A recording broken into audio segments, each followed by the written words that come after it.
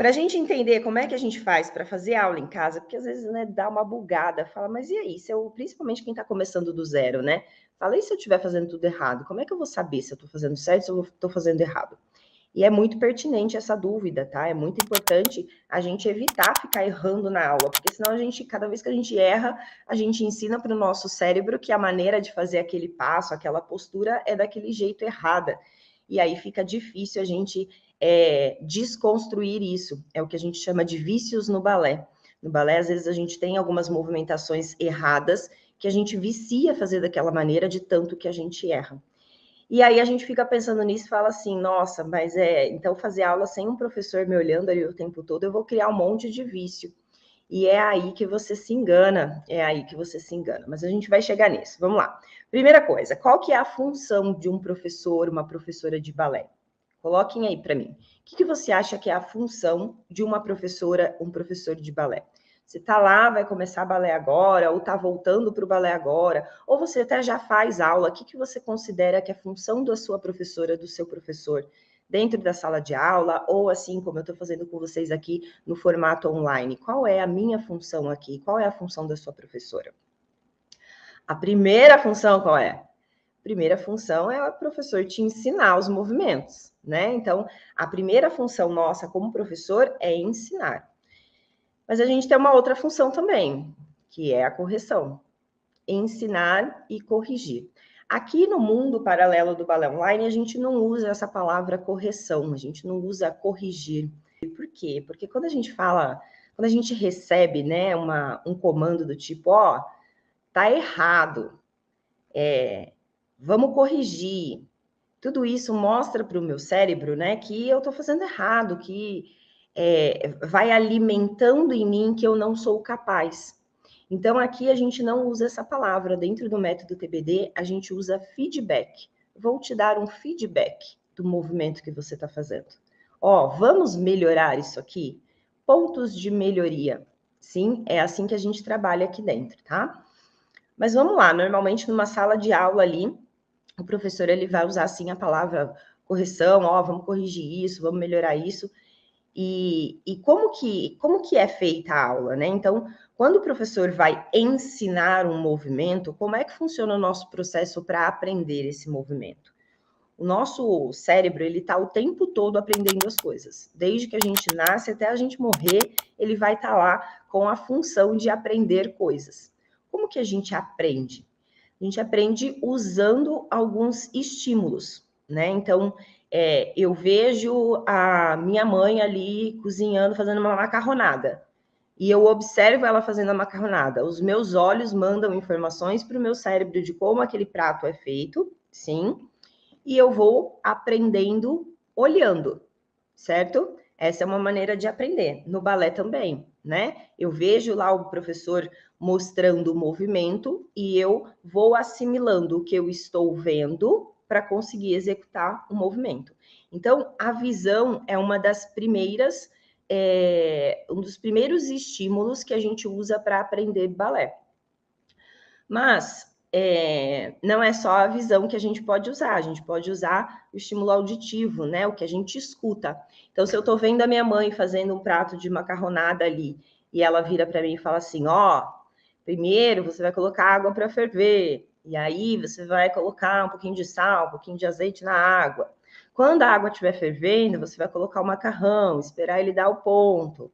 Depois você vai cortar a cebola para fazer o molho. Se, além dela estar fazendo, ela também está falando, explicando o que ela está fazendo, o meu processo para assimilar a informação é muito maior do que só ver ela fazer. No balé é a mesma coisa. Quando eu mostro para você um movimento, você está usando o seu estímulo visual para mandar informações para o seu cérebro para fixar aquele aprendizado.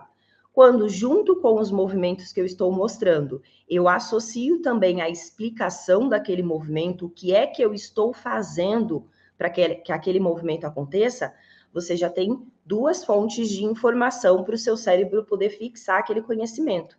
Aí eu tenho o estímulo visual do que eu estou vendo, eu tenho o estímulo auditivo do que eu estou ouvindo. Isso traz para o nosso cérebro, que está nesse processo de aprendizagem, mais qualidade, mais informações, sim? E aí a gente consegue memorizar um pouco mais fácil.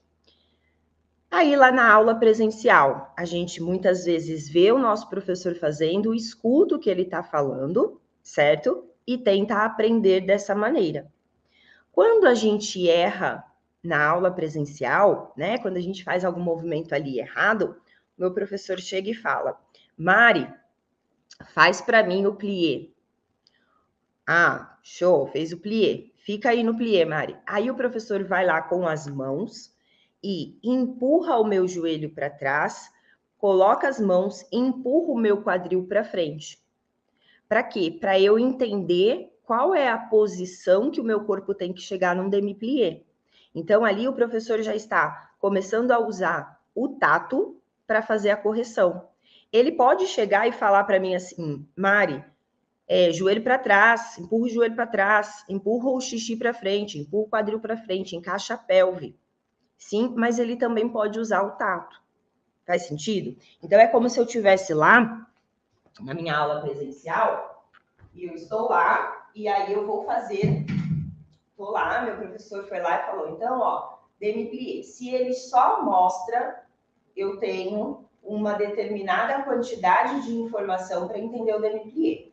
Se ele vai mostrando e explicando, no demi-plié, a gente dobra lá o joelho, calcanhar no chão e estica. Dobra lá o joelho, empurra o quadril para frente e estica. Esse é o nosso demi-plié. Agora eu já tenho duas qualidades de informação. Só que na hora que eu vou fazer, principalmente para quem está começando no balé, a tendência é a gente estar um pouco insegura, porque é a primeira vez que eu estou fazendo aquele movimento. E aí algumas coisas podem passar batido. Por exemplo, o plié correto estaria sendo feito aqui, e eu posso simplesmente fazer assim.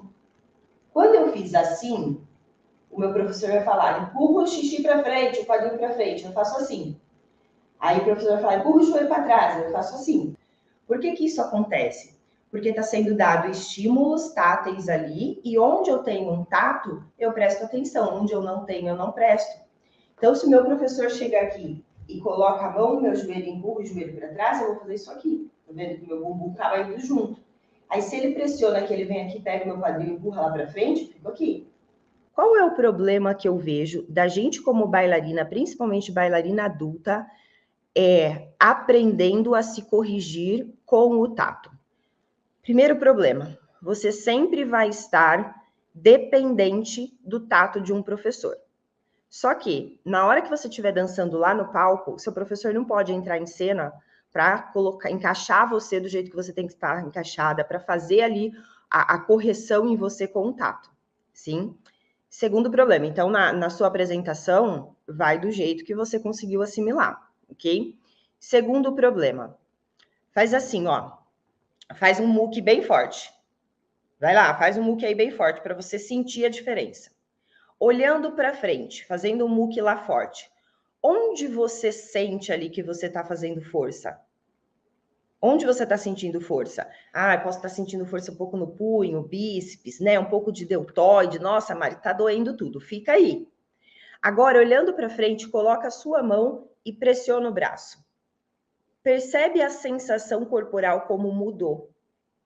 Sem o tato, eu consigo perceber meu músculo contraindo. Com o tato, o meu cérebro divide a atenção. Ele tem que prestar atenção no músculo contraindo, mas ao mesmo tempo veio um estímulo externo de tato. E o tato para o nosso cérebro, para muitas pessoas mais e outras menos, mas ele é um sinal de alerta. Toda vez que alguém encosta em você, você olha, o tato puxa a atenção para aquela pessoa que está tocando na gente. Então, quando a gente está fazendo aula e o professor com as mãos vem fazer correções, a gente começa a prestar mais atenção naquele tato do que na própria percepção corporal do movimento. Por isso que eu sou uma professora que raramente utilizo tato quando eu dou aulas presenciais. Eu raramente toco nas minhas bailarinas, porque eu acredito que elas precisam desenvolver a consciência da percepção corporal. Porque na hora que eu estiver lá no palco dançando, quem vai falar para mim se o movimento está certo ou está errado é a minha percepção corporal.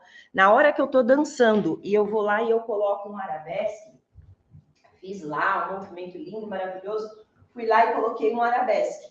Para eu saber se esse arabesque está certo ou não, enquanto eu estou dançando, não tem espelho. No palco não tem espelho, né? Como é que eu sei se meu arabesque está... Deixa eu fazer de frente para vocês verem o erro.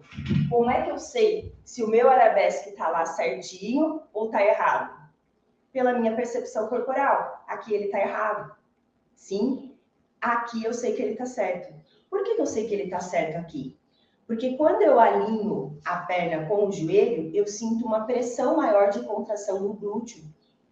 Quando eu desalinho, faz lá para você ver, pode ser baixinho, ó. Bem alinhadinho, eu sinto contração no glúteo e eu sinto coxa com coxa. Desalinhado, eu perco a percepção de coxa com coxa e o bumbum dói menos. Sim? Então, o importante para a gente ter certeza que a gente não está fazendo o movimento errado é a gente desenvolver essa percepção corporal de cada um dos passos do balé. Como é que eu sei se um arabesque está certo pela minha percepção corporal? Como é que eu sei se um plié está certo pela minha percepção corporal? Como é que eu sei se um tandi está certo pela minha percepção corporal? Porque isso traz autonomia para a minha dança. Isso faz com que eu consiga perceber o meu corpo enquanto eu estou dançando e saber se eu estou fazendo certo ou errado. E se eu estiver fazendo errado, saber corrigir.